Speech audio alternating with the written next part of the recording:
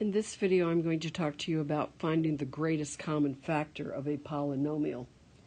Now, if I said to you, I have the number 12 and 10, what is the greatest common factor? Well, you might do it like this. For 12, you could write down 1 times 12. You could write down 2 times 6, 3 times 4, 5 times, no, nothing. 6 times, well, you've already got 6. All right, so there's the there are the factors of 12.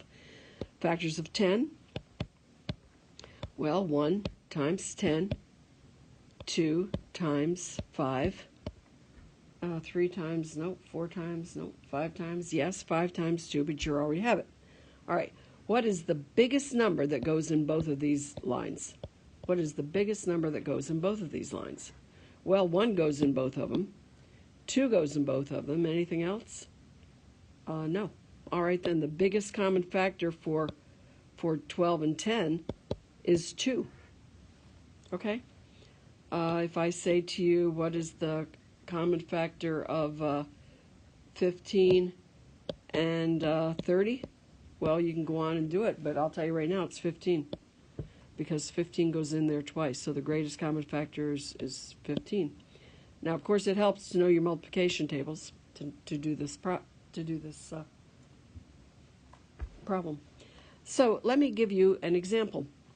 If I say to you 16x to the fourth and minus 4x to the third. All right, what is the greatest common factor? All right, so let's look at the number parts first, the numerals. What is the biggest number that you can divide into both of those things? Well, it's 4. So I'll put a 4 out there. And what will I have left inside? For the numbers, I'll have a 4, because 4 times 4 is 16. And then I will have a negative 1 also. Okay, I'll show you this in just a minute. All right, what is the biggest x that I can take out? Well, it's x to the third. So I'm going to write x to the third here. Now, what will be left? If I take out x to the third from x to the fourth, I have x to the 1 left.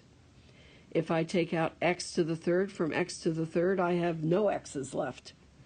So my final answer will be this, 4x to the third times 4x minus 1. Okay? And the greatest common factor then is just 4x to the third, the greatest common factor. Here's another one. What is the GCF? What is the greatest common factor? And that's all I want you to know. All right, look, so first let's look at the number parts. What is the biggest number that you can take out of all of those? Well, here I can take out a 9 and a 2. Here I can take out a 9 as well. And here I can take out a 9 as well. So my biggest number is going to be a 9. What about the x's? What is the biggest x? Well, unfortunately, it's just this little guy right here, x. So my greatest common factor for those numbers is 9x. Okay? Let me do one more. All right, so what is the greatest common factor? Well, let's look at the numbers first, the numerals. All right, 45, 9, and 27. What is the biggest number that I can take out of all of them? Well, if you think for a minute, you might say 3. 3 you can take out of all of them. But if you keep going, you can take out a 9.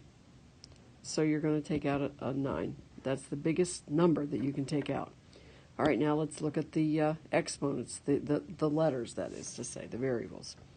X to the fifth, y to the third, z to the fifth. What is the biggest thing I can take out of those? I can't take anything out because they're all different letters. So they all have to stay exactly the same as they are. So the answer to this problem, the greatest common factor is 9.